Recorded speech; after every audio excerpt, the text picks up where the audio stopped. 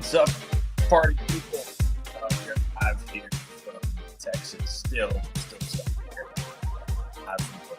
The True by Hilton, as it is Tuesday night, and we're live for the Motor Stardom show. And I will bring in my buddy here, Stephen Malazzi, who is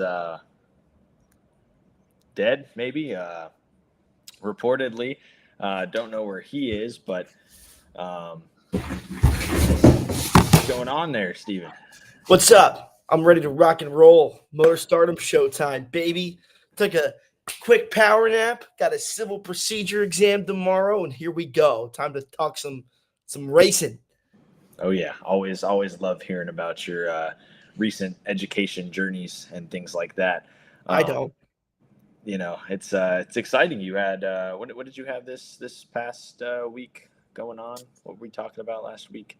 Last week I wrote a paper about the automotive bankruptcy crisis. That's right. Wait, yeah, that was lovely. And then I had a professional responsibility exam. Let me tell you, nothing more riveting than being professionally responsible. And then now I got a nice civil procedure exam tomorrow at 1:30, which is what I've been prepping for. I was taking a nap until like 2 minutes before the show started. So time to get rocking. Get back to it. Sounds like a good time. Yeah, maybe that's what Mason Maggio is doing right now. Is we we're getting ready to announce our first official sponsor of the show. It's a big deal, Stephen. It actually has something to do with Mason Maggio. He was there when we struck this deal Friday night with the Magoo family. And so without further ado, we can obviously, bring them in here and announce it. As you can see, this nice little energy pouch here, Density Energy Pouch, an official sponsor of the Motor Stardom show, which the stocks it will be rising. No, there's no better time to hop on with the Motor Stardom show here than I think now. We got some amazing guests coming up. Obviously, I've been trying to chat it up with Alan Bestwick to come on the show, who I know you've been wanting to come on here for a long time. So we're trying to figure that out. And obviously, once I get back home to Tampa, it'll be smooth sailing for all the motion we'll be able to bring on this show. It's been interesting doing it here from Texas, as obviously a lot of stuff's going on in my life. But there's Mason. I wish I had a didn't give me the alert that Mason Maggio was here. Whoa, there he is. Just talking about his sponsor. Yeah, we just had some connection issues, but super excited to have. We got our Density Energy hat here, and right now I've got my Density Energy Pouch Chaos Cola. So wow. Imagine where's the product for the fellow co-hosts here? Because let me tell you something. I would have just popped one of those bad boys right when I was waking up. I'd have one right now, but I didn't get any product from you. Where is it? No, I mean, it's perfect. It's on the way, though. We're going to make it happen. But no, obviously, super successful weekend with Density Energy Pouches as our primary partner last weekend on the race car, and now the official first partner of the Motor Stardom show. So shout out to Density Energy Pouches. We had a phenomenal weekend last weekend in both the fan zone and on the track. And then on top of that, we're beginning a whole new partnership for the show. So really excited. Big thank you to Density for their continued support and for making this all possible for everybody involved. So be sure to check them out today with long-lasting flavor and gives you a quick boost when you need it. So we've got a lot of cool stuff, and I've had some Chaos Cola while I was at the gym earlier today. Got me pumped up and ready to go for a good workout, and I'm feeling swole. So, but big shout out to those guys for their continued support and expanding upon their motorsports presence and now being a part of the show. So excited to have them aboard and looking forward to doing some cool stuff with them throughout the show. Yeah. DensityPouches.com. Go get yours now. Go try them. Go get. We got a Mason Maggio code for that to get a discount yet? Do we have one of those going, Maggio? What are we should have some coming. So we're always working towards cool stuff with these guys. The thing that I love about our partnership is they're super creative. They love being able to do different stuff. So Yeah, I would imagine we'd have some more cool stuff coming along the ways, but yeah, for starters, we've got the show, and we're really excited to see where it's going to take us from here on out. So, but yeah, shout out Density Energy Pouches for all that they've done for not only me but now for the Motor Stardom show. Yeah, we spent a lot of time talking about sponsorship activation on this show and ways to get creative, and they were pretty creative last weekend at Texas Motor Speedway. Saw the booth that they had with you. I feel like I'm talking like RJ right now. I saw the booth that they had with you. That was pretty sweet.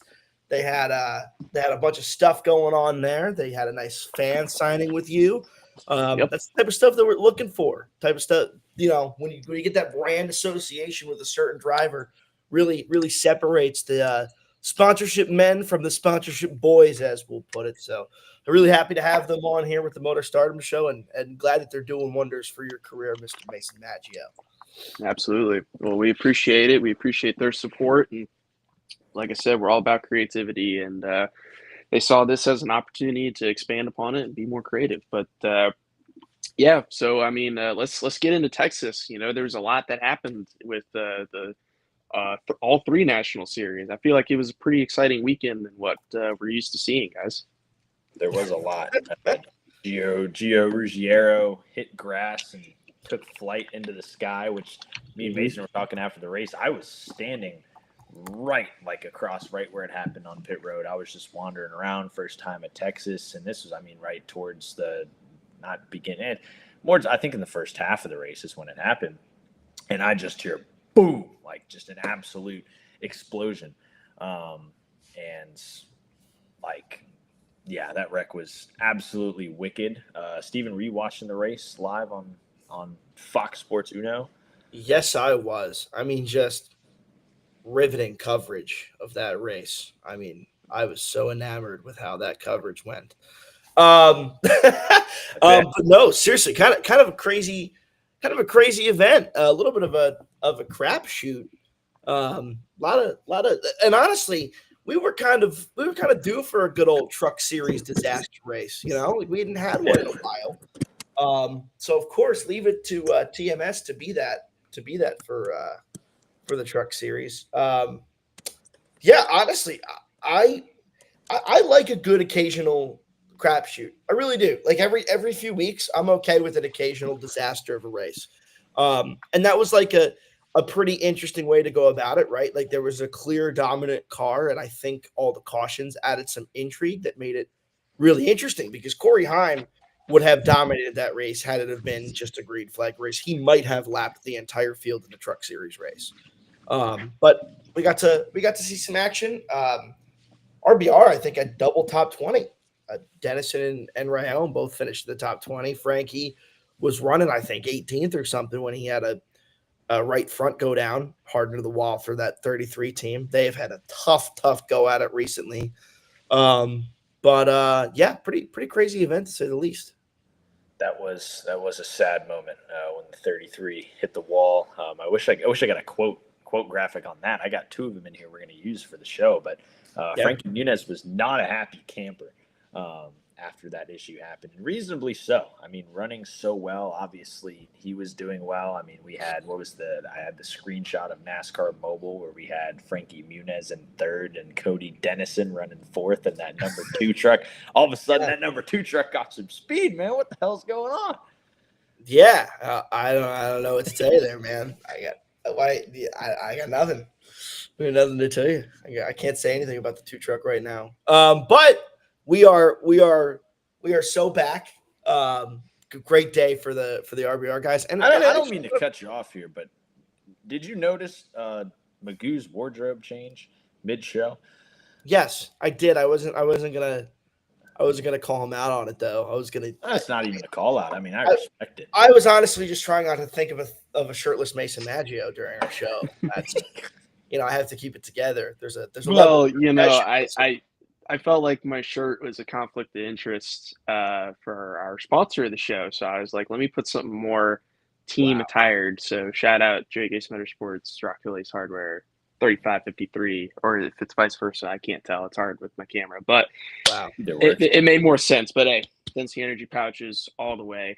That's your premium caffeine energy pouch and energy go-getters. So I feel like yeah, Mason Maggio spent every minute from 2005, 4. He was born in 2004. From 2004 to 2013, like of his young childhood years, watching classic NASCAR interviews where they thank sponsors. Because like when I think of the way that Maggio thanks sponsors, I think of like 2002 Jeff Gordon post race interview.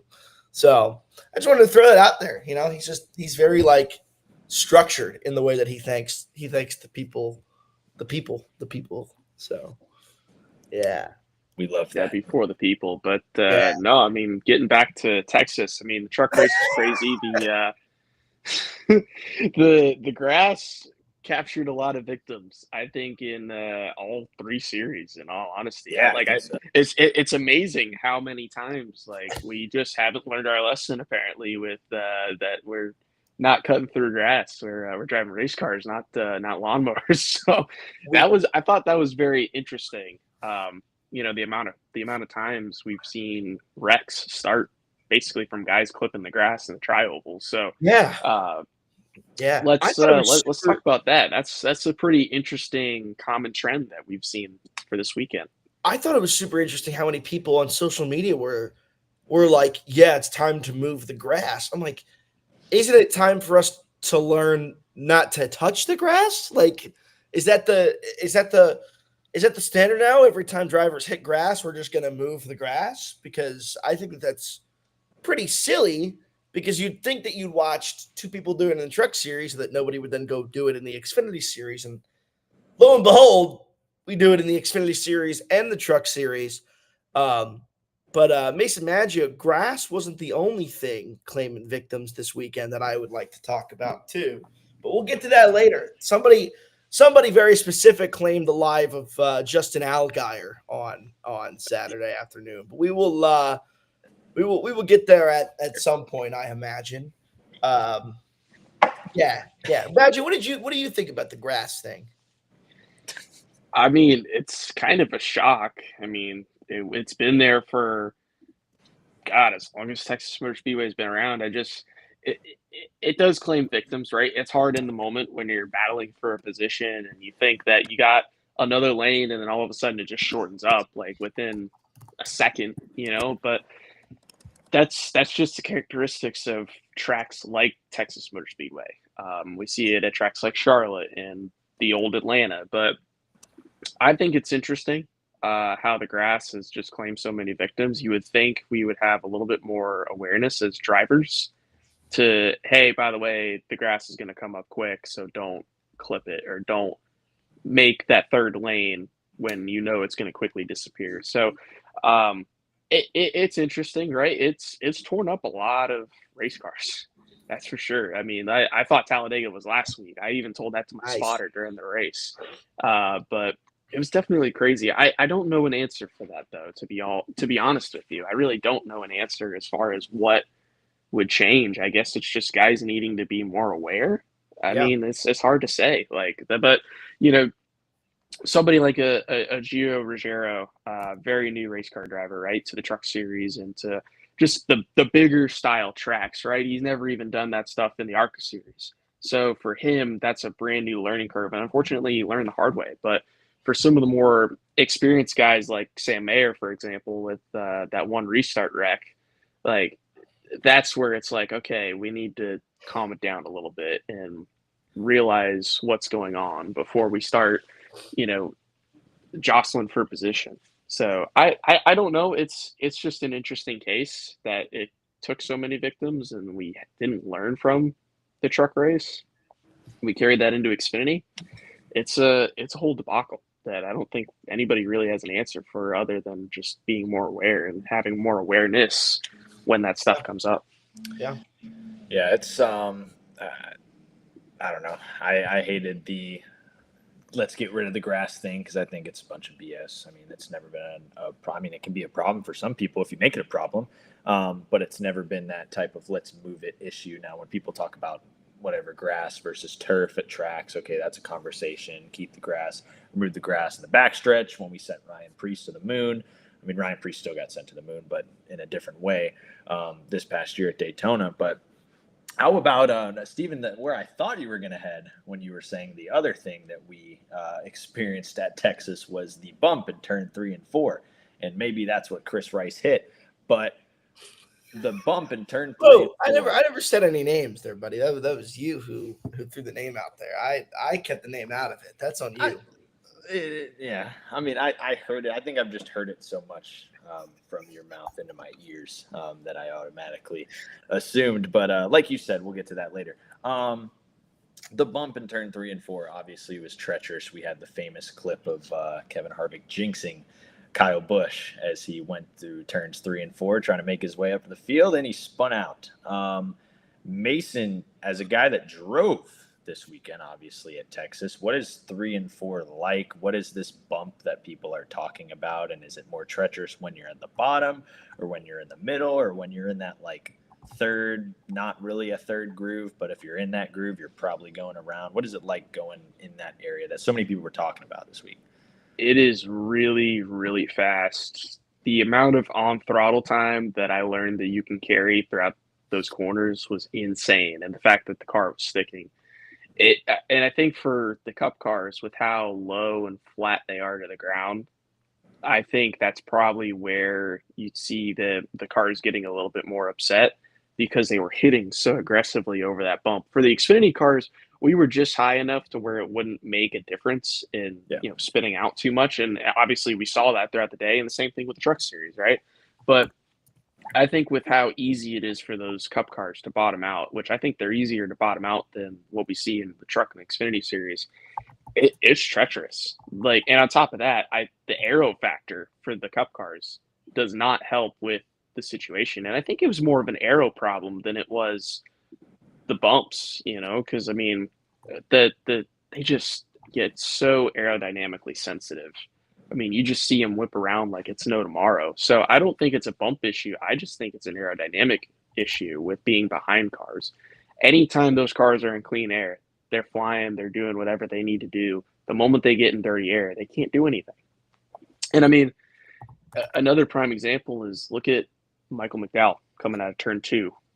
Like, it's not just 3 and 4. I think it's just a car issue, in all honesty, with the aerodynamics and the way that they just completely just screw up the racing product in a sense as well, because you just can't get close to a car without losing the front end like drastically and having to check up out of the throttle, then chase them back down again, only to have the same issues 90% of the time.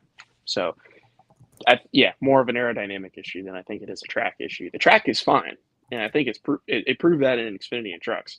It's just those cars are the racing product on a mile and a half. It's there. Don't get me wrong; it was definitely entertaining, but I think there's still some perfections that we need to address, like the aerodynamic tightness that's causing these cars to basically lose it all on their own a lot of the times. Yeah. Tell us about McDowell, Steven. Oh, God, don't even get me started. I have been a Michael McDowell fan since Homestead 2016 or 17, whenever Tony Stewart retired. It was the race that Tony Stewart retired and said he was done with full time. I grew up a Tony Stewart fan because orange was my favorite color.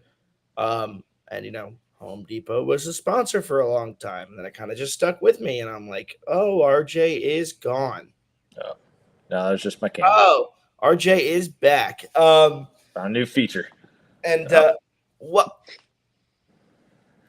Damn. Go on. Damn. That's kind of crazy for real. Don't take away my beautiful face. Oh, he did, though. Oh, he did. I can't even see it. My MacBook's frozen. I'm watching the stream. But go on.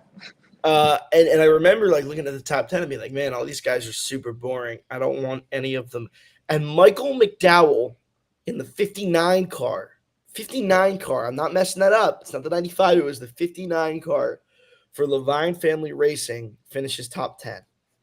And I'm like, that's my new guy. And I suffered for years of watching Michael McDowell in mid-pack equipment before he finally won the Daytona 500, which, by the way, at the time when I was a gambling analyst when he won, and I had money on McDowell to win that race, and it paid like 10 grand because he was like plus 10,000 to win, had never won. I had like $100 on it.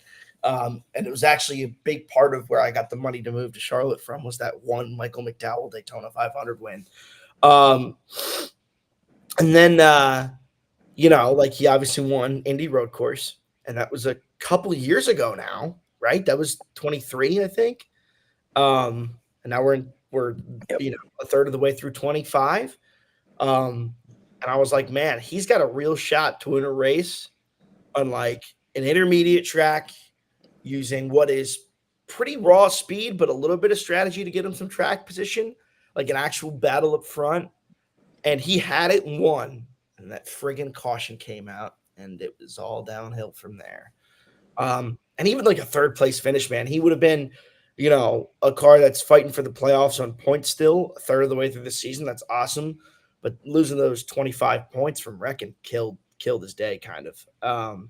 But man, how heartbreaking! How heartbreaking! What a race he had! What a show he put on! Obviously some of that's overshadowed by again the repetitious issues from the next gen car. And what's even crazier is I figured I'd whip out some Texas statistics here because I was just curious. It is honestly unfathomable that this was almost tied. It was 0.1% less than the best race we've had in the past 5 weeks in terms of the Jeff Gluck poll rating. And I have to imagine that if Michael McDowell had won, it would have definitely been higher. But I think a lot of people vote on this poll based on the winner. And I don't think a lot of people like the number 22. I personally, I'm a 22 guy. I've always been a number 22 kind of guy. But a lot of people don't like it when Logano wins. So I think I got a lot of no votes, but we have not had a Jeff Gluck race poll yes vote over 51% in the past 5 weeks of racing. And I don't know. I don't even know where to go with this anymore. I mean, we've hammered it home so many times in the show. The brass has got to see it at this point. And I'm actually really concerned about Kansas. And here's why. Kansas is going to be a phenomenal race. I'll put my money on it. Kansas will be a great race. It always is with this car. It's like the marquee racetrack of NASCAR is goddamn Kansas now somehow. Don't really understand how that happened, right? And it's going to be like, we're going to shove this down your throat for the next 3 months as justification that this car is great and awesome. And I'm like, man, we are probably like 1 or 2 more bad races away from like it being so blatantly obvious to even NASCAR that this car needs some adjustments. And I don't want them to have a Band-Aid over a bullet hole in a race like Kansas, because you get a finish like we had last year here. And it will absolutely, it will be used to NASCAR's advantage. Yeah. I think Kansas is also one of the more fun 1.5 miles. And I mean, it's been entertaining with the Truck Series. It's been entertaining with the Xfinity Series, and consistently, like you said, with the Cup Series. So it's just one of those fun 1.5 miles. There's no imperfections with it. It's a multi-group racetrack. Drivers really are utilizing that, and it puts on a good product. So I'm excited for Kansas. With the Cup Series, excited for it with the Truck Series as well. But I think something that needs to kind of be addressed, and I think I'm going to catch some people off guard when I say this, but what the heck is going on with the Truck Series count this year? 31 trucks for Kansas. I don't know if you guys have seen it, but that's a little concerning if I'm looking at the Truck Series health right now. I live it, baby. What are you talking about? Seen it? You kidding me? All these teams are disappearing or shrinking. And then they got a team like freaking Ryan Brothers that's adding trucks somehow. And I freaking live it every day. I know exactly what's going on in the Truck Series. It's not healthy because it is just as expensive to bring an Xfinity car to the track as it is to bring a competitive truck. It is. Mm-hmm. It's about the same price, right? And yet the purse for the Truck Series is half the size of the Xfinity Series. And it doesn't make sense for people to go race in a 6-figure truck when it doesn't pay 50 grand to win sometimes. Like, what are we talking about? And it's crazy because, we spend before you even put a truck on the racetrack, right? By the time you cover your tire bill, you have covered what it pays to finish last, right? You go buy 5 sets of tires, that's $12,500. That's not really far off. That's in the ballpark of last place. So like at the end of the day, and tires are just for more casual fans, which I'm not sure the Motor Stardom show has any super casual viewers who are just like regular NASCAR fans. They're probably all pretty severe, but you got to pay a lot more than just tires. You're paying pit crews, you're paying people to travel, you're paying hauler expenses, you're paying to build the truck, you're paying crew chiefs and pit boxes and damage and whatever. You're paying a ton of crap that is way more than the amount it pays to finish last. So when you're talking about who's leaving the truck series, right? It's all the back guys. It's all the back markers, right? You don't see Youngs bringing 3 trucks to the track anymore. Where did Youngs go? Actually, it's a perfect example. Where is Youngs Motorsports putting their emphasis? The Xfinity Series. They had 3 trucks 2 years ago. And you see that with a lot of these smaller teams that have since gone away or gotten significantly smaller or moved to part-time. And that's just the reality of where the truck series is. And I mean, even RBR, you can't come out and say it, but you can tell that they're doing some things to fight the uphill fight. And it's just one of those things where it's like, man, when you are spending all this money to improve and build a program, like a team like Ryan Brothers has, because despite being continuously at the back, what people don't realize is how far RBR was off the pace 3 years ago. Like at a track like Texas, we're running 6 laps off the pace on speed in 2021, right? Now we're finishing 2-3 laps off the pace and speed, but because there's nobody else 2 laps off the pace on speed, doesn't really matter. It just looks like we're just as bad as we were a few years ago, but we're not. Our stuff is a quadrillion times nicer. And we will one day have Josh Ryome on this show to talk about this stuff, because I don't think there's anybody in the universe more qualified to do it than he is. But it is crazy. And honestly, unless if NASCAR figures something out to unburden the teams in the truck series, I don't see it going any other direction. I mean, you look at the truck teams, it is all people with pockets. That is it.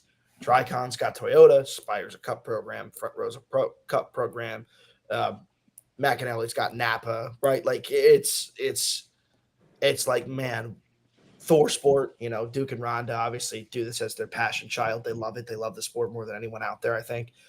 And it's like, man, without the multi-million-dollar backing behind some of those guys, what are we doing? So yeah, I think it's an interesting conversation point, right? Because it's like, I think the truck series is more competitive than it's ever been, because you look at it, right? You have more bigger teams coming in and bringing additional trucks and bringing, when you look at where teams are at budget-wise, right? All of the big teams from first to about 25th, 26th are all big teams that have alliances, that have the budget, that have the resources to go win every single week, or at least be in contention. And then you look at the about 26th on back, and it's teams like Rayon Brothers Racing, Young's Motorsports, Spencer Boyd's team.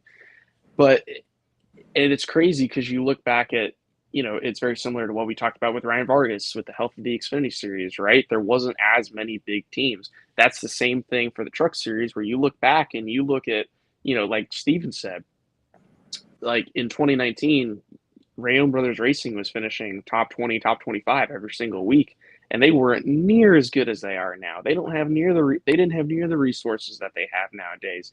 So statistically, a team like Rayon Brothers Racing or Young's Motorsports is statistically better, from an equipment and organization standpoint. But and it's just like everybody else, though.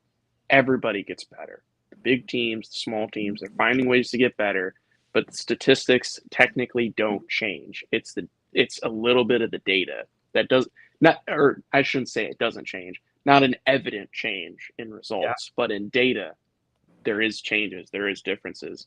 It's hard to tell the casual fan that because they're not seeing all this stuff right in front of them, like our crew chiefs and engineers are seeing. But while it is getting more competitive, that does make me fear for the small teams, right? And seeing like, where's the next On Point Motorsports going to come from, right? Where are we going to see another organization like that?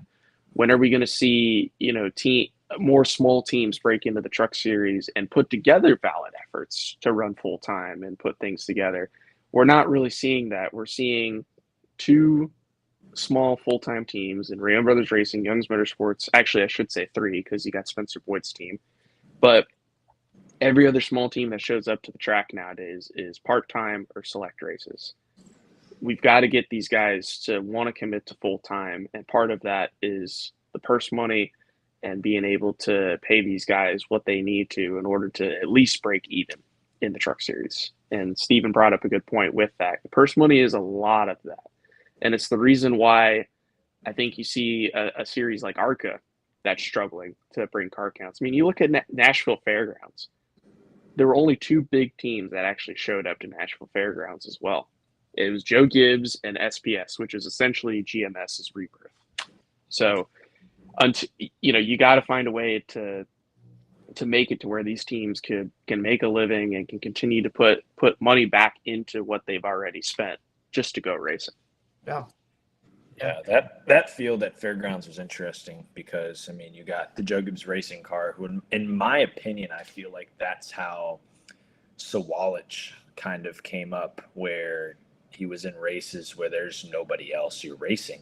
And it's hard. I feel like it's hard to evaluate talent like that when you're in the ARCA series with a top program and everybody else is kind of just the rest of the field.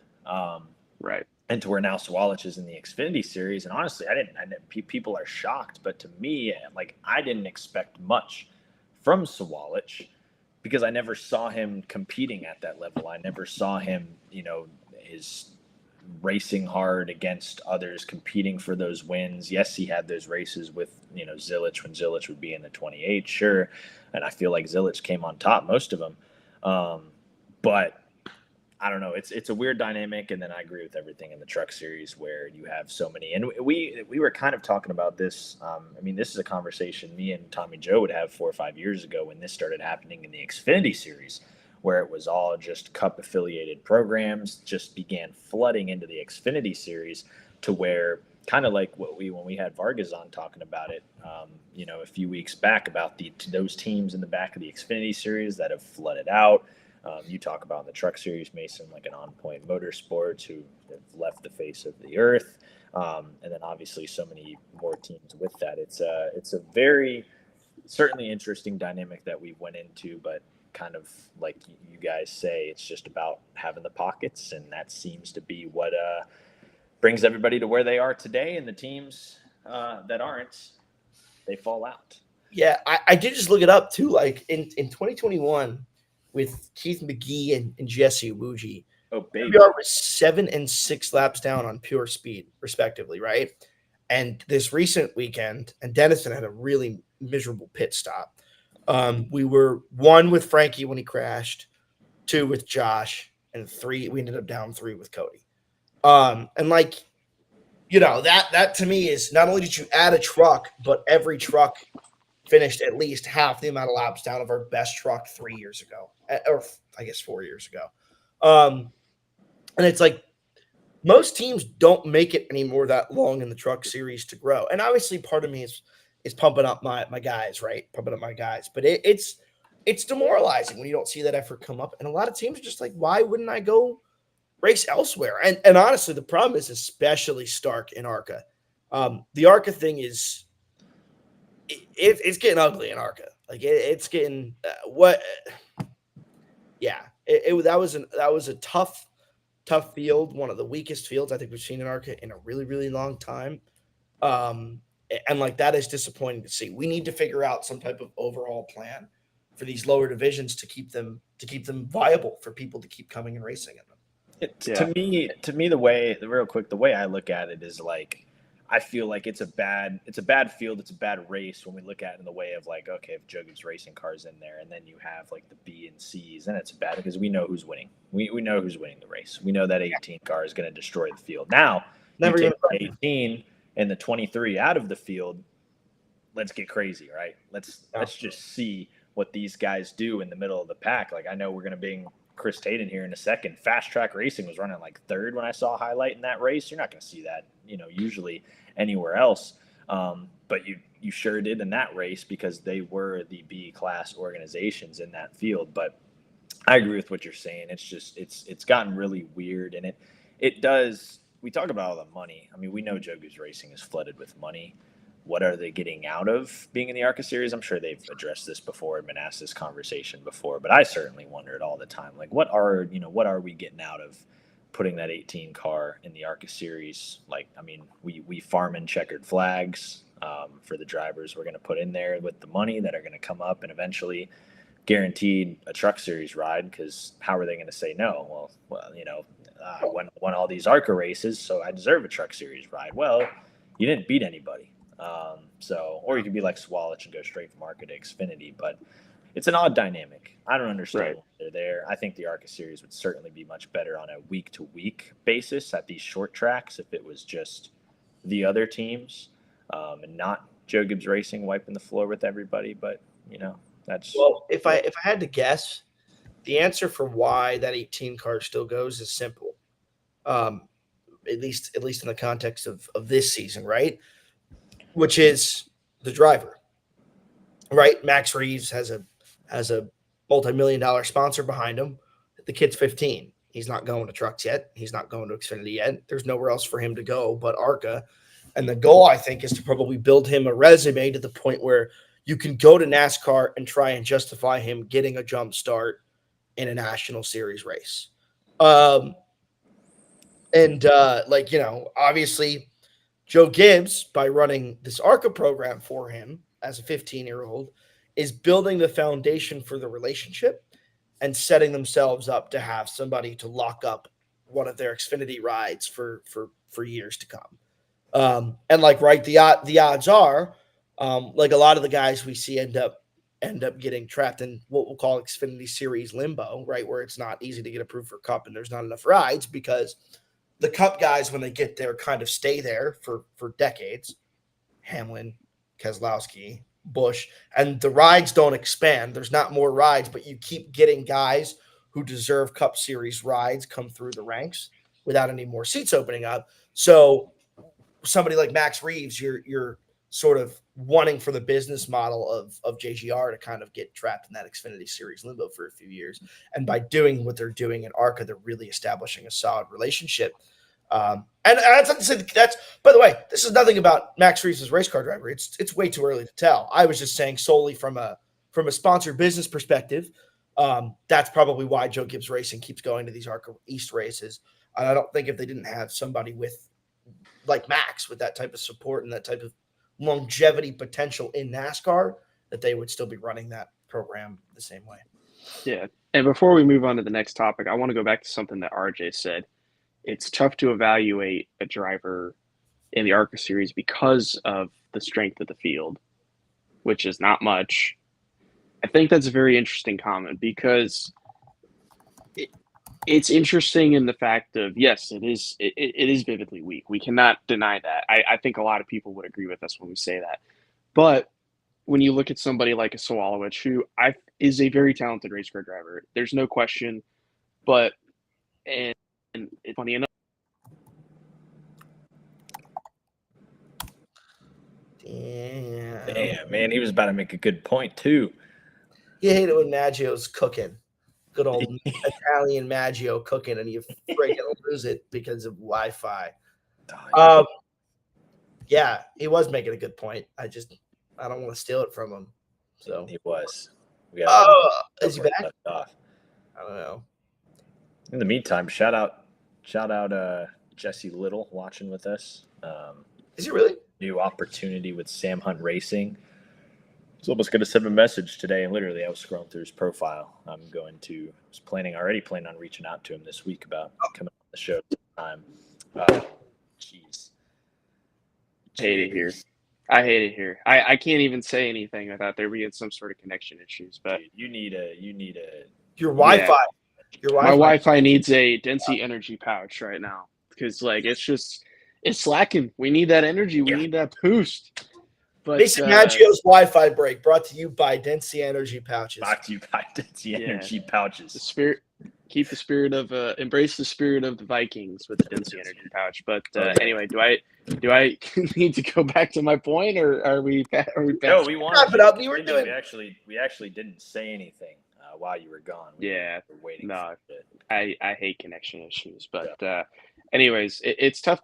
William Swalwich is a talented race car driver, and he's going to be the future, right? There's no question there. But I think it's tough to evaluate somebody like that in the ARCA series when there is no strength of the field. And you look at a team like Joe Gibbs Racing, they have every resource to be successful.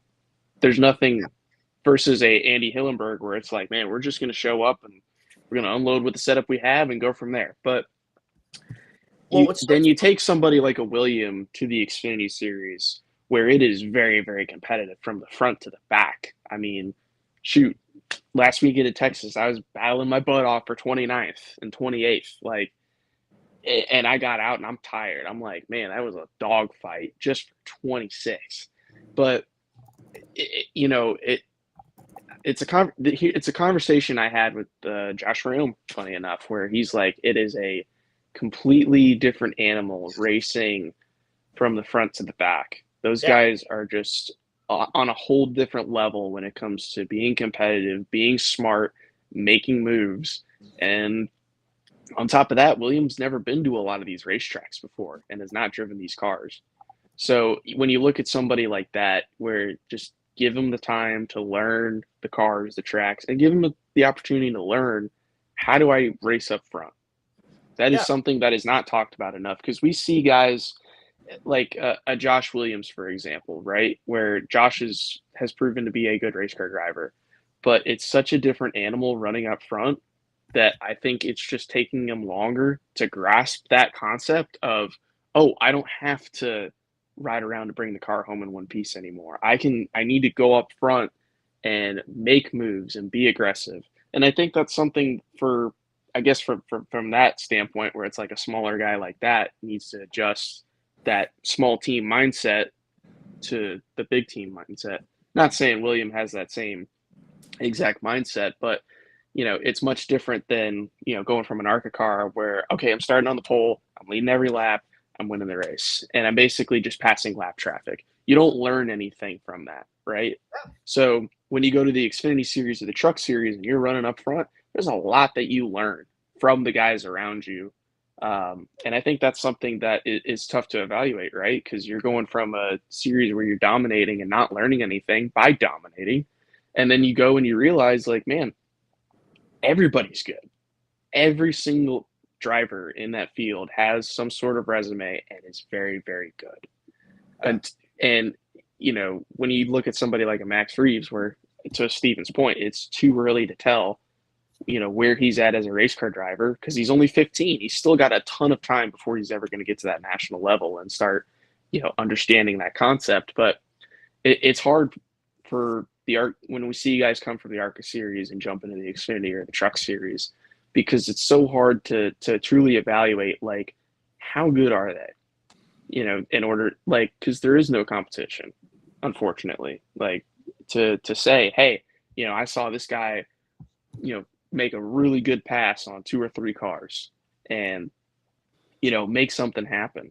It's either you're really fast and you can get around everybody, or you're really off the pace and you're just riding around and you're going to bank on attrition to get the best finish possible when it comes to that stuff. So I think when you see guys, and I think it's why a series like the Cars Tour is becoming so much more popular and so much more recognition, is because you're seeing guys make moves and, like, be smart with their racecraft and racing up front and making things happen.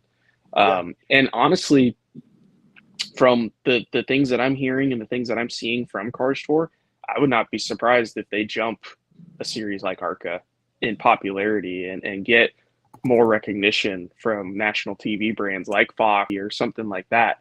and giving that Cars Tour more of a platform because of the racing product alone and what we're seeing out of the next generation of drivers that are going to be good, like Brendan Queen, for example, very talented race car driver, and that's been made very evident. He's going to be a superstar one day, but he honed his craft and has become a recognizable race car driver from a series like the Cars Tour, where again, very competitive from the front to the back when you really watch those races. So we're going to see a lot of talented race car drivers, but until ARCA makes a change, it's hard to really tell where some of these guys stack up. Yeah. And the two things that are especially crazy is like you've got Joe Gibbs Racing, and then you've got this is, by the way, not a knock. I've spoken with Alex Clubb many times, but like Alex Clubb is like working out of a garage with like a dually and a trailer, or like Wayne Peterson's, towing things on an open trailer. Brad Smith is doing that. One of those two does that. Like, those are vastly different operations. Joe Gibbs Racing is in a multi-million-dollar shop, man. Then you got people working out of their garages and towing things with dualies and open trailers. Literally, that stark of a comparison. And I think the point about Sawalich was a great comparison, right? Sawalich is now 18. He basically went straight to full-time Xfinity.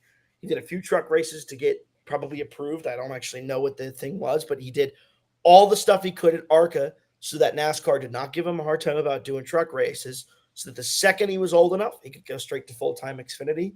That's probably what JGR is doing with Max Reeves. And similar thing, right? Like Starkey and the other company, Sound Gear, are Swalich's sponsor, right? Like that's what Swalich's parents do is that kind of stuff. So similar exact situation. And it's really interesting to see Joe Gibbs Racing think about the long. It's actually really brilliant business by JGR, right? Thinking about the long-term model by locking up people so early in the process of their careers to the point where there is nowhere else for them to go because they're the only ones willing to make that investment up front and offer these drivers places to go. I think it's super interesting. But yeah, that is true, and we've seen that. I feel like a few times now. Obviously, we talk about Swalich making his way up, and I'm sure he's going to hit his stride in the Xfinity Series. Eventually, he'll get there, but it's about just learning those cars, learning the racecraft, and yeah, I think he did probably just enough truck starts he needed probably to get that approval for the next level when he needed that last year with Tricon and everything. He won a pole last year, didn't he, at Talladega, I think? Yeah. During the season, I believe got himself that pole as Steve Malazzi heads out of the room. We can such like I was going to bring this up anyways, I promise, but I do want to congratulate this weekend. We talk about the Cars Tour, baby. An amazing job this weekend by Carson Ware, who obviously driving for Racing. Who there we go. He's got the cowboy hat. We're matching. Okay. I don't know if it quite fits on your head, but anyways, it's actually really messed up. Anyways, I do real quick before we bring in one of our guests here to congratulate Carson Ware. Obviously, you see him here flexing with the wonderful Cost Oils car behind him for Rick Ware Racing to go out there and to get a win in a Cars Tour sanctioned series over there at Ace Speedway. Obviously, awesome job for him. Awesome job for that team. Mason, you can talk about real quick, obviously, not only what it means for Carson, but just Rick Ware Racing as a whole, where they put a lot of effort into a lot of different series, as we've talked about, obviously, on this show. And to get checkered flags, that's what makes it all worth it. Yeah, absolutely. And the whole goal for the late model team and for Rick is, hey, we want to go out and win races and win an owner's championship. Very fortunate enough to be a small part of that, as well as with Carson and with Luke Baldwin as well, who won, I think, the week prior. So that's 2 out of the 4 races where RWR has won a Cars Tour race. So really, really cool. Obviously, super excited for Carson. Me and him are very good friends. Obviously, he's a good friend of the show, has been a guest on the show as well. But yeah, super happy for that whole group. Made sure to tell Rick on Sunday. I give him a big congratulations hug and, I texted last weekend. But yeah, no, it's it's cool seeing what this program is going to become.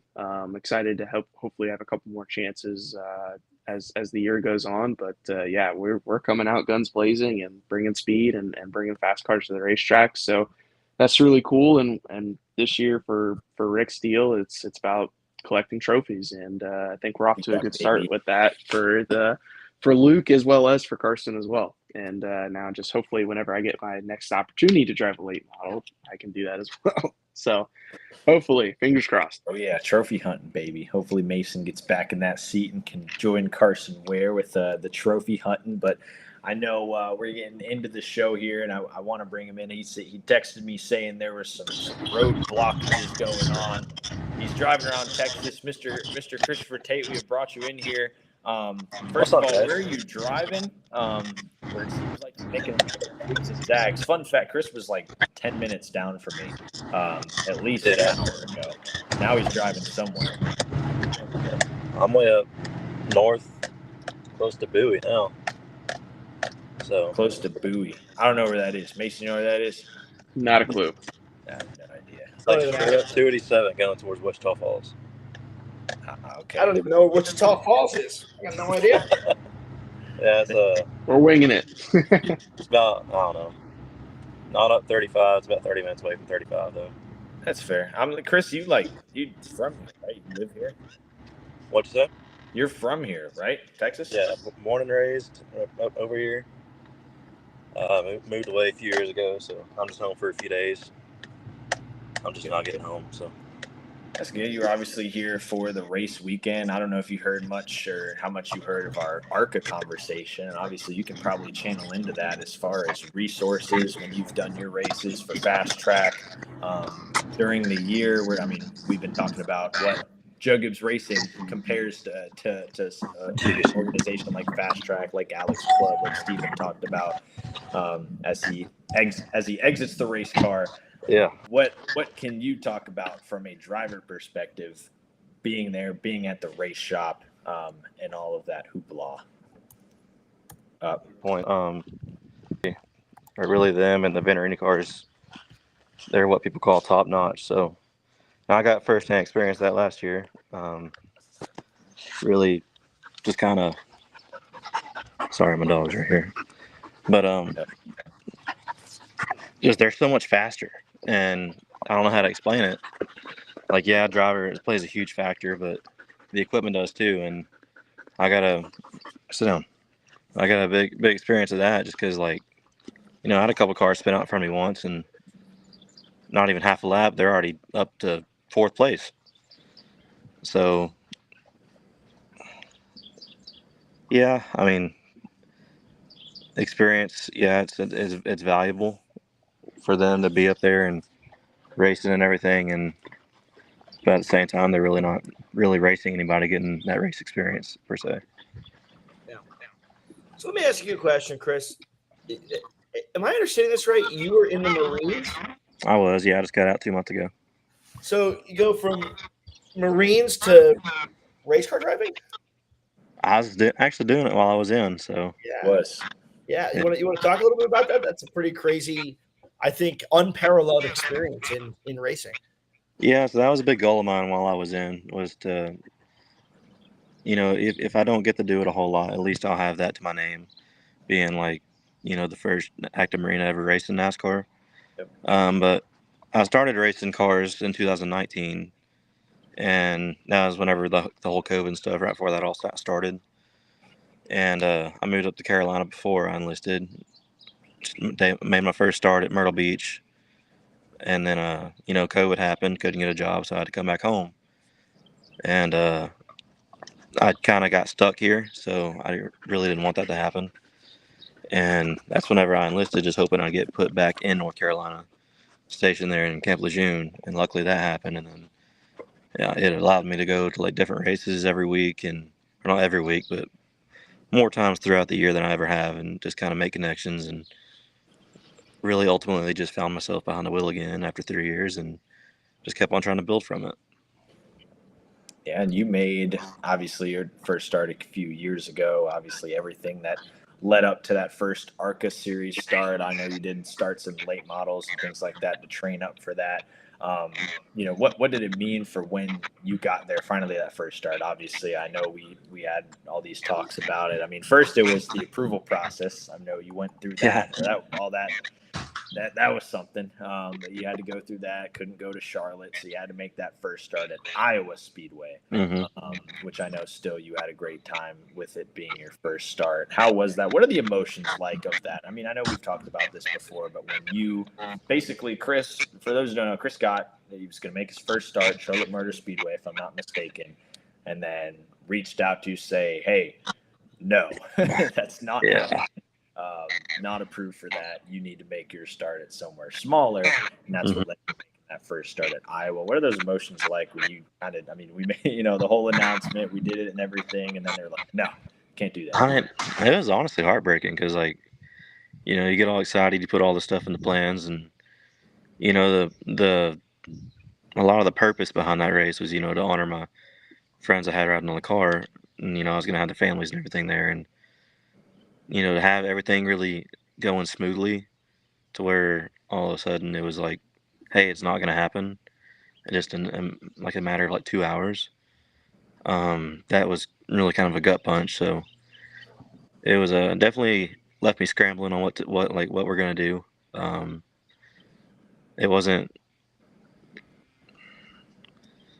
It didn't feel good, I would say that, but I'm honestly grateful that it happened because I really don't feel like I would have learned as much at Charlotte that I did at Iowa, because it allowed me to, the cars didn't make as big of a difference there, I should say. It allowed me to, get on track time closer to the faster cars and really kind of figure out how they drove and really just get a feel of it. So it stung. But it's like you said, 2 years in the making. So the approval process, that was quick and easy, but the whole getting the first start, that was a rough patch. Yeah, it's not easy going through that approval process. And something else too, Chris. When I first met you at Daytona, you had clean shave. We talk about beards here in the chat. Now you're growing yours out yourself. Is that just a result of Man, I ain't got to shave no more, man. Life, Yeah, it's just kind of in the military, I couldn't have long hair. I couldn't have facial hair, so I get out and it's just kind of I'm readjusting for one, but also, trying new things out now. So I'm glad I get to finally, grow it out. I haven't decided if I want to keep it or not. So we'll see. Yeah, well, that's good. I know one of the fastest beard growers here is Mason Maggio over there. That's a good one, man. That's a good one. Because he literally just shaved into a mustache 3 weeks ago, and now he's already back to a full face full of beard over there. Something like that. I don't even try anymore. It fills in, and I'm like, all right, just trim it up so it presents nice and all that. But no, I'll shave and I'll have it for maybe 3 days, and then I'm back to full grown and no patches. So that's I'm working on that part. But working on that no, part. I mean, Chris, you talk about Iowa and having that opportunity to compete and it kind of being somewhat more of a level playing field. And obviously, you made the most of that with a top 10 finish in your first ever ARCA start. So talk to us about what that meant to you, and how would you describe the emotions with you, your team? I'm sure your family was there with you as well to kind of celebrate and embrace that moment. Talk to us a little bit about that. And the whole day, it was kind of stressful, kind of I guess intimidating. Really, throughout the whole race, I was just kind of learning because I didn't really get practice much because I broke a shock in practice and really only got like 4 or 5 laps. So I spent the first 2/4 of the race or 2/3 of the race just kind of learning and just trying to stay out of trouble, stay on lead lap, and luckily we all did that. And at the end of the race there, I just kind of threw caution to the wind, going for it. So But yeah, coming across the line, passing Christian Rose out there, coming off 4 to the checkered, it was I'm pretty sure I screamed in the car. I don't really remember, but I got out of the car. I just remember everything's a blur, but it was. I remember my family coming up, tears in their eyes. I was kind of tearing up because it was a big moment for it's kind of like an I did it moment. Um, it's something you work, basically your whole life for, dream for it, and it's just a lot of people. It could be small, but just something that not a lot of people get to do, and actually doing decent at it. It was huge for me. So it was an emotional high for sure. I don't know. I don't know if I'll ever be that happy again. I was up till like 4 o'clock in the morning off pure adrenaline. I mean, big day. Yeah. Steven up here, we everybody in this call, except for me, obviously, has had their first, stock car, NASCAR start. And we talk about Steven Lawsey's a lot and how that went. The weekend in its whole. I don't know if you know how Steven's went. Steven, if you want to give us a quick recap of how yours went for Chris. I had struggled to get approved for my race.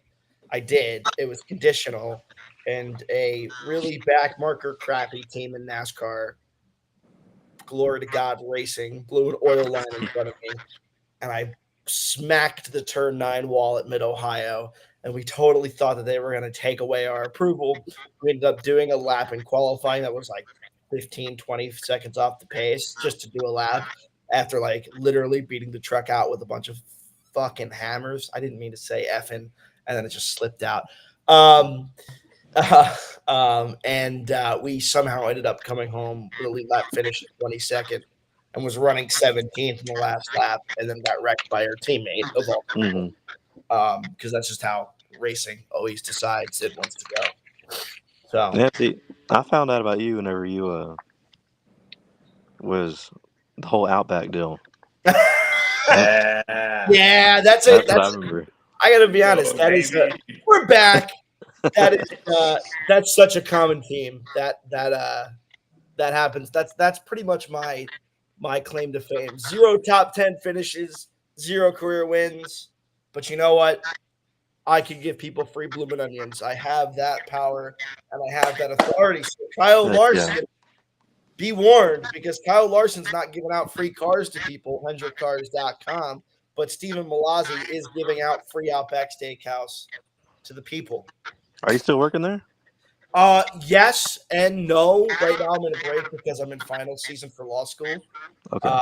And then this summer I have a summer job, so I probably won't be working there during my legal summer internship.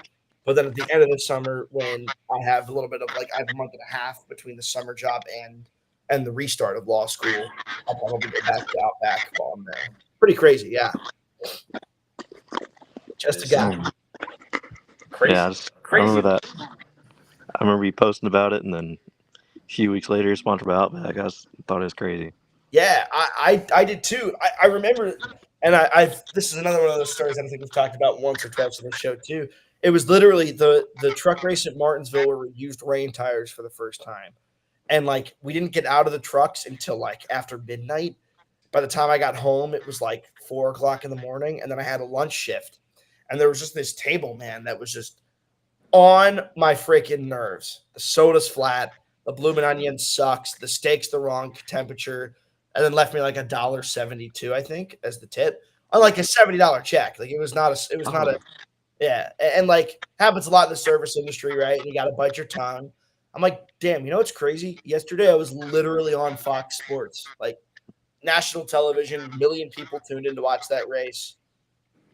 I was on camera because my battery died again. That's a common theme too in my racing career. And I'm and now here I am giving people their bloomin' onions. That's probably a super uncommon experience in professional sports. So it's like a 2 different lives, man. You're telling me. You're telling me. I literally walked out of a final trial in one of my classes and then got on a plane Or no, I'm sorry, I didn't even get on a plane because I'm not expensive enough for that. Got in the car to drive to Wilkesboro, and then raced Wilkesboro, and then drove back that night. Through the night, got back at like 4 a.m. or something to move into my new apartment. It's like the different.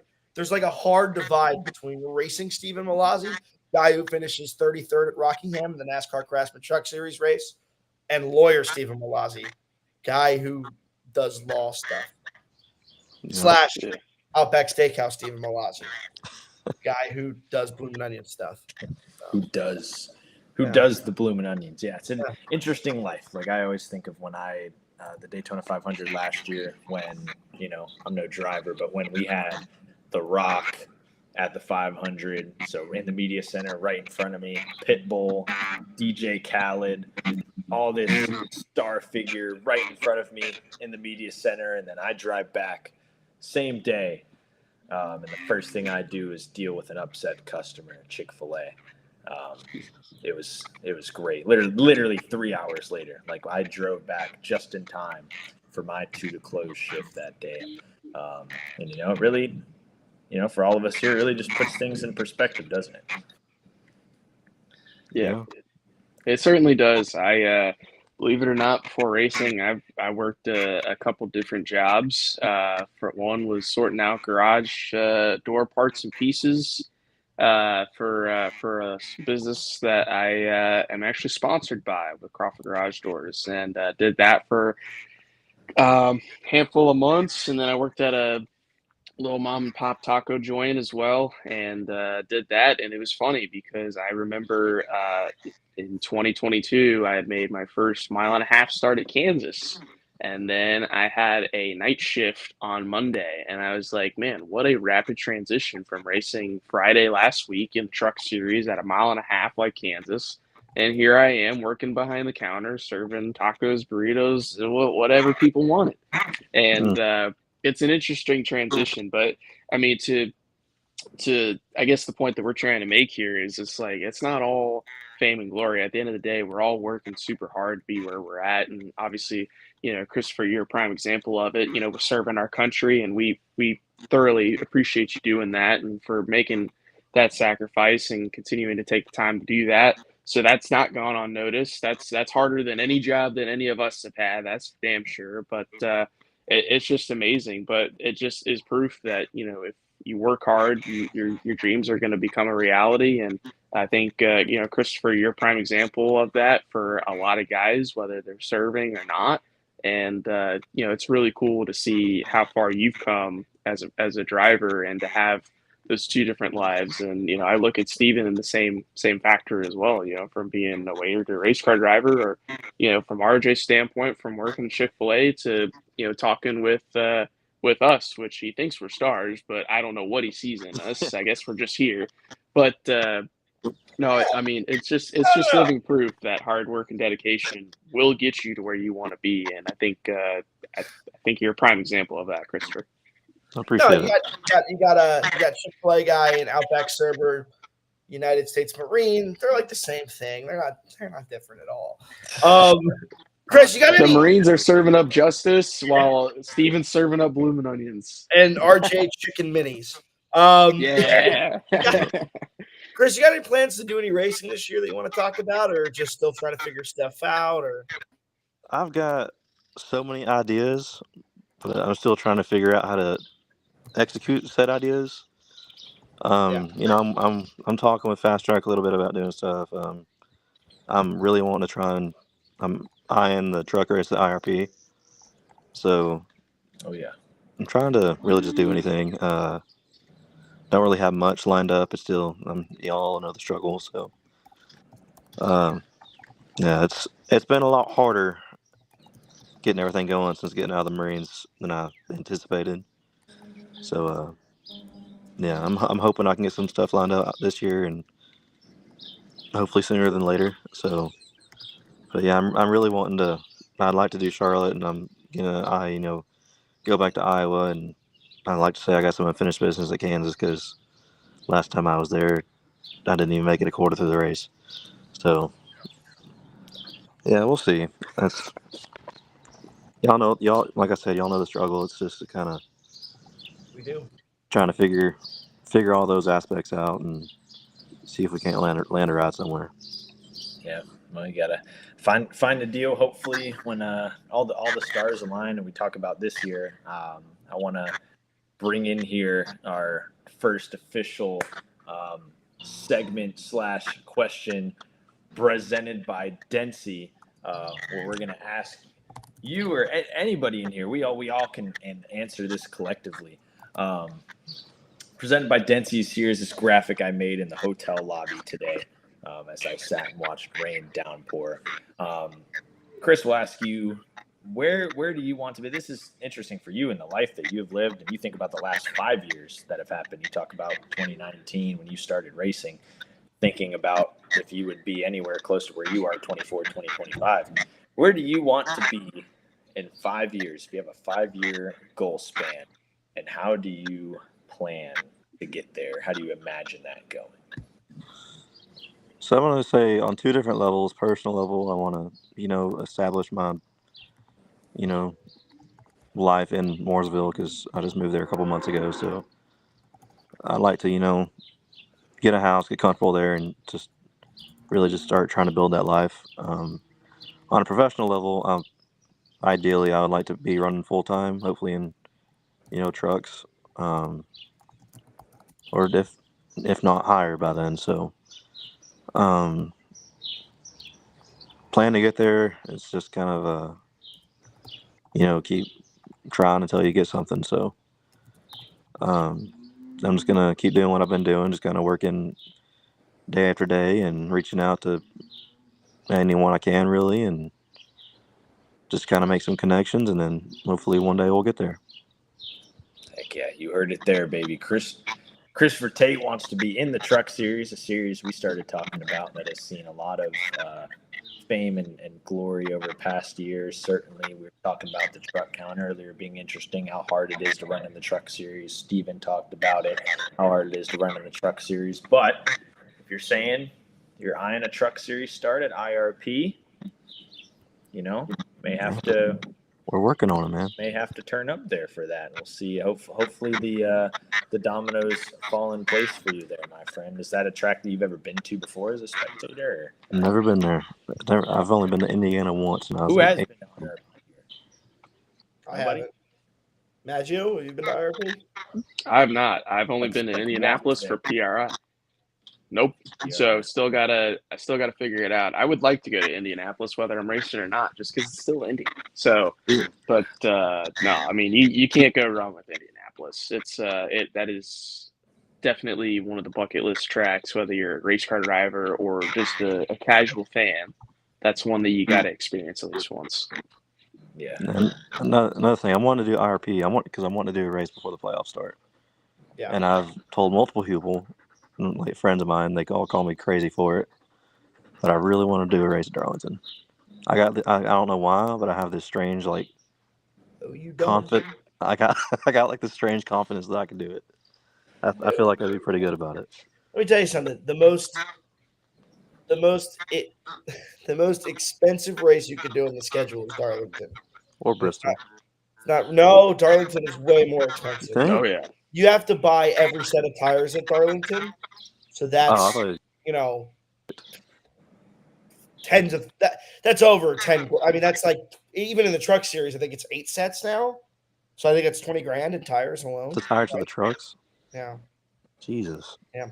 It's $2,500 a set, and I think it's 7 or 8 sets now in trucks. Maybe it's 6. It's a lot of sets. Yeah. But it's either 15 or 20 grand. So damn. Well, we'll start with IRP. And then I gotta start small. Yeah, we'll start IRP and go for there. But certainly looking forward to that if it comes into fruition. And Christopher, obviously, thanks for everything over the years. Thanks for everything that you have done for the country, and then we'll do in the future for racing. And hopefully we'll continue to see you climb heights. And next time I'm in Texas, I'll let you know. I kind of forgot you're from here, man. Didn't know you were still here. I hope I'm here next time you're here. Oh, yeah. I'm leaving for Kansas tomorrow. I'm coming back to Texas. I've had a great time here. Good deal. I don't know if you see what's going on here, but I've enjoyed my stay here in Texas. I'm born and raised here. I've never had a cowboy hat, and I live on a farm. as y'all can probably hear in the background. Steven has one. Steven, where'd it go? I got rid of it because it looks like a cowboy hat with some issues, and it doesn't really fit my You should head. wear it out back. Yeah, right. No kidding. I have actually worn. This is the worst. I look like a state trooper having a really bad day. Yeah. What I was going to say is I have worn the fire suit to Outback before and served in that. I've also worn the fire suit to deliver pizzas before. And let me tell you, nobody's more surprised than the person you're delivering pizza to in a race car fire suit. They're like, that's so weird. And a lot of it's on Halloween is when they let you do it, right? Outback's different. Outback lets me do it whenever I want, but on Halloween, Domino's lets you dress up.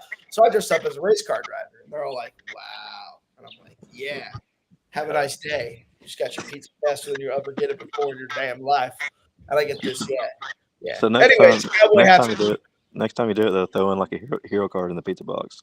I actually have. This is crazy.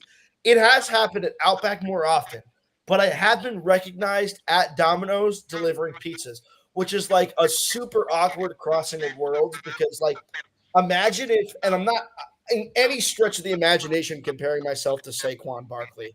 I am not the Saquon Barkley of NASCAR. Like, imagine Saquon Barkley delivered your pizza. You'd be like, what is Saquon Barkley doing delivering pizzas? People don't understand the different tiers of race car drivers. So they're like, Mm-hmm. a NASCAR driver. And then like, oh my God, here he is. He's giving me my pizza. And it's just really like a weird crossover because here I am signing a hero card of myself in a Domino's uniform. And you just tip me 64 cents on your $94 Frat House pizza order. So why don't you just, take that hero card and shove it where the sun don't shine? But I got to be professional. Got to maintain the brand. But yeah, it's an interesting dynamic. I feel like if I saw, like when I was little, I probably didn't. I mean, I didn't understand. Or if you're out of touch with NASCAR, you don't understand the dynamics. And so if I saw somebody that I believed was a NASCAR driver, I'd just be like, I'd be looking for the camera crew. Like, this guy's delivering in a pizza uniform, delivering pizza. Oh, he's just doing a skit. He's just doing a little thing for sponsor or whatever, But no, it's just Steven Malazzi. That's his job. Yeah. I'm gonna start ordering pizzas now. Just let me know whenever. You know what? If you ever want a pizza when I'm in Texas, I'll get it for you at a steep discount. You live in Mooresville, don't you? No, I live in Philadelphia. Oh, okay. Right now, I'm literally living in Center City. Like, I live a block from City Hall. I'm sorry, but go Cowboys. Yeah, how'd you guys do this year? Terrible, like every other year. I don't remember. I have short-term memory loss from February. Who won the Super Bowl this year, Mr. King? Who did win it? I don't know. Does anybody else know? Did the Eagles win this year? I'm genuinely curious. I guess they won. Yeah, baby, go Birds! Woo! Go Bryce! Go Birds! Stay back! Go Birds!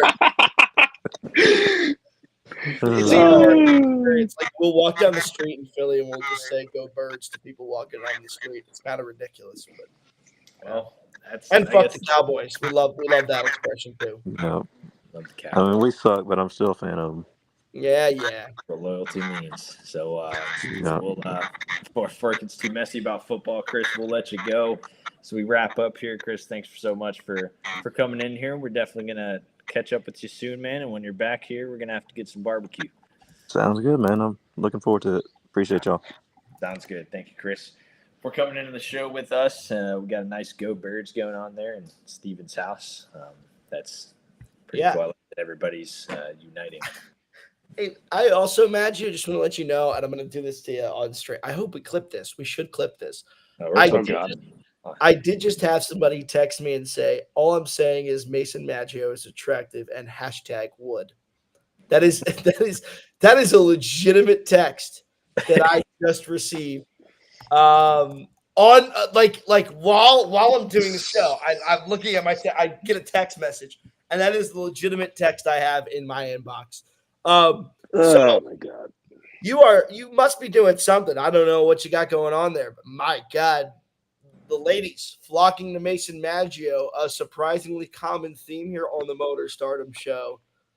What can you say about it? It was Another. By the way, a different person, also a woman, texted me and said, Mason's voice oddly makes me super productive. I don't know what it is about the color. It's in the state of flow. And it's in all caps. What? And yeah. That makes no sense. Yeah. Apparently your voice makes her really productive.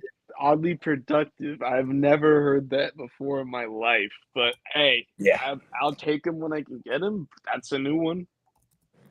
Yeah. Boom. Yeah, that was. That gets 5 big booms. Boom! Boom! Boom! Boom! Boom! Yeah, 5 big booms. I for hate Mason that we did Maggio. that. That's how I introduced him. So me and Mason ran into each other at Buc-ee's. I get to Texas and I go to Buc-ee's on a Thursday. I'm seeing all these NASCAR shirts and I'm like, I'm going to see somebody that I know in here, aren't I? And what do you know? We see Father Maggio and Mason Maggio walking, shopping, getting the groceries. And so I got to introduce some of my Chick-fil-A people and I just said, hey, this is NASCAR driver Mason Maggio. And they shook his hand and said, pleasure. And so it was a good time. A lot of motion going on over there in the Buc-ee's. And so, I was walking with somebody up to Maggio of the female gender, and I was afraid she was just going to walk away with Mason Maggio because of how much emotion Mason Maggio has. I got to be honest. If I were a woman, number one option is probably Mason Maggio. That's crazy. What? And we'll end on this. Christopher Tate just texted me saying that should be Mason's new trademark hashtag oddly productive. That's hilarious. Well, if I had to judge, that gets 5 Density Energy pouch upper deckies. So we'll call it that. Sounds great. Now, Steven, lead us into the outro. Let's go. Well, on that riveting note, Mason Maggio's wildly high sex appeal. This has been the Motor Stardom Show. That's RJ. This is Mason Maggio, freshman Truck Series driver and 33rd place finisher at Rockingham Speedway, Stephen Malazzi. Thanks for watching. Every Tuesday, 7 p.m.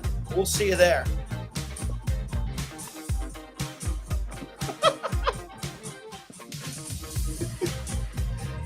Wow. I mean, RJ, you really killed this, man. Oh, there's Neil Reckon. I think they can hear us. Oh. Wow. Oh. Whoa, that was mean. I was pretty hammered in that at Talladega. This is actually sick. I love this. There it is. Nice.